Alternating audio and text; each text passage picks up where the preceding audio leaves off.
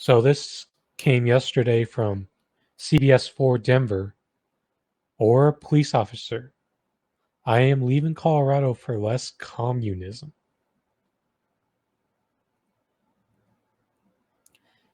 An Aurora Police Officer, Daniel Bertilson, sent a department-wide email this month as he announced his retirement, offering some barbs and harsh assessments of the current climate for law enforcement.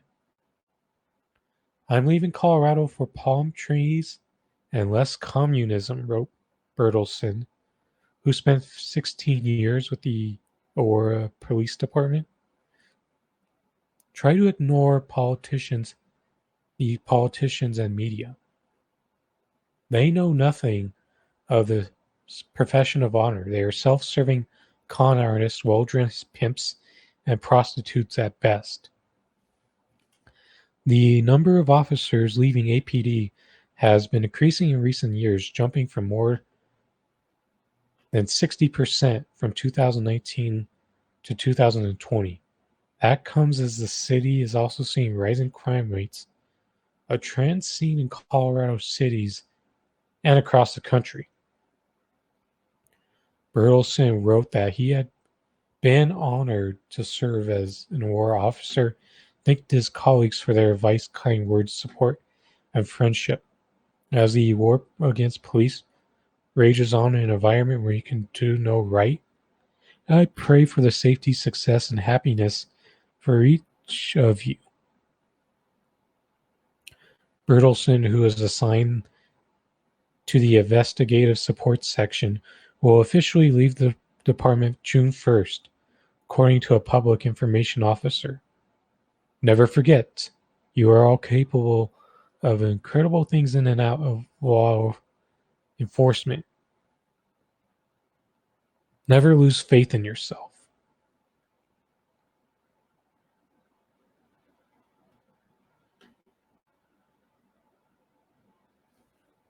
Isn't it ridiculous how you've got these conservatives, fascists, and they think that just a small, tiny measure of things that are left are communism. So Colorado is one of the only states, well, my state of Colorado is a full mail-in ballot state. The top participation rate for voting in the country. They have also neutralized redistricting. Well, we the voters have voted that. And independent committees to run elections.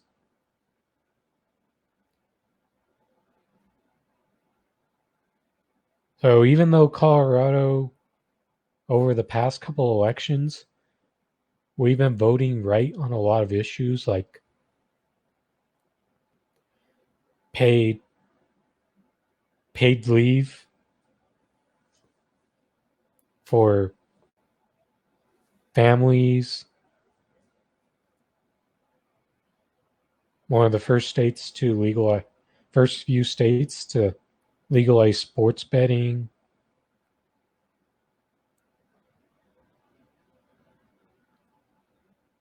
And several more measures like that. This is hardly a communist state. Keep in mind that Colorado can't even get progressives through for Senate or House.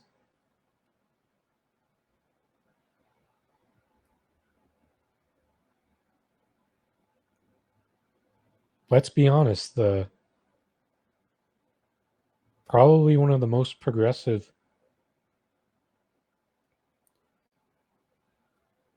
people that are in Colorado are Leslie Herod and David Sirota's wife, Emily. Other than that, Colorado made has hardly had the progress from a people standpoint that you've seen in states like New York and other places up a bit in Michigan and other parts of the Northeast.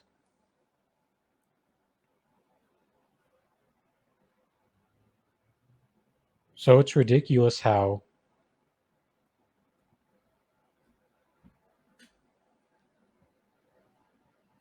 conservatives have been propagandized into believing that even the previous guard of establishment Republican and Joe Biden is a communist. Oh.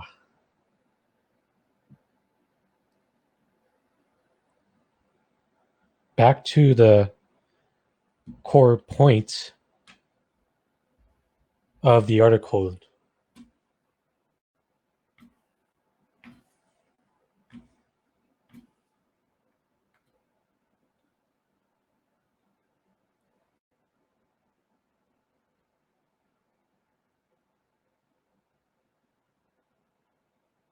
And that's the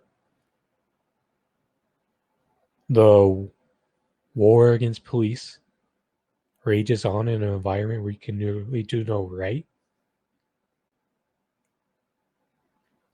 Colorado was the first state to end qualified immunity. And that happened right in the height of the George Floyd protest. And when you tell me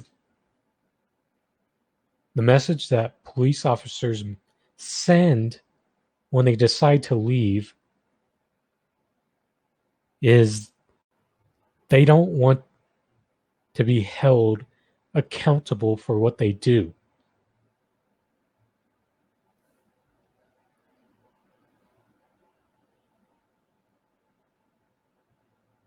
And this following quote is a scare tactic.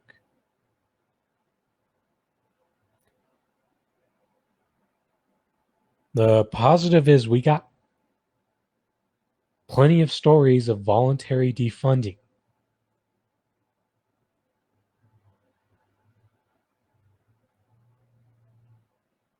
But this is where they fearmonger you.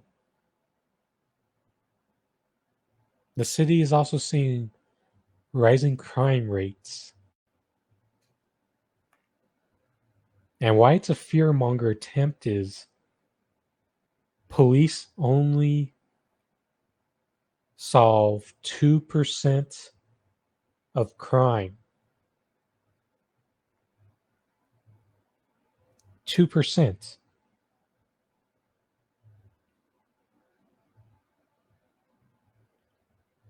So the point here is it shouldn't matter how many police you've got because it's not going to change rising crime rates.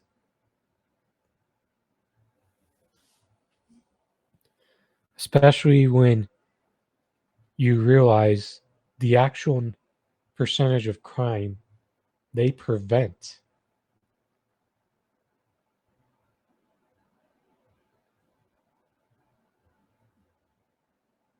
They also fail to address the root cause of why crime happens. Crime doesn't happen because a large percentage of people who commit these are inherently bad people. No, it happens because their basic needs are failed to be met. If you take care of people's basic needs, it will decrease crime in a much more significant way than overfunding and overstaffing of police officers ever would.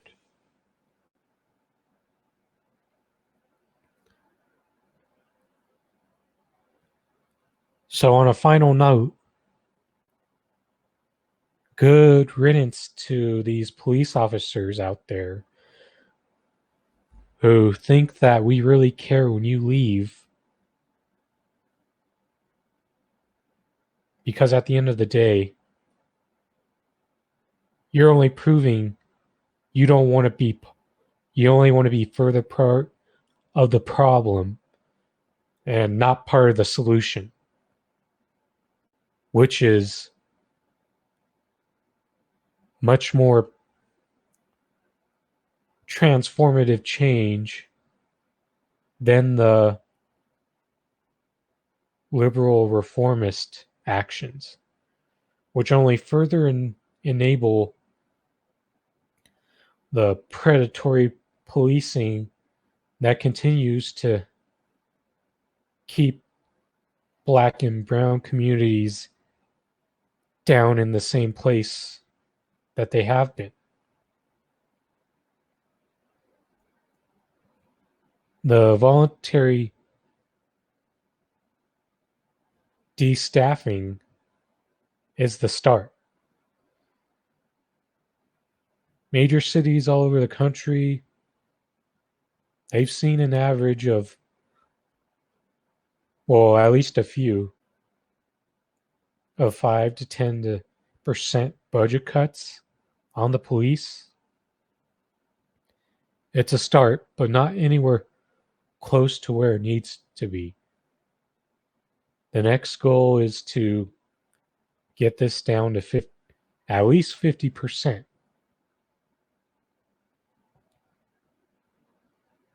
I will close with on this segment on defunding the police as the road to abolition.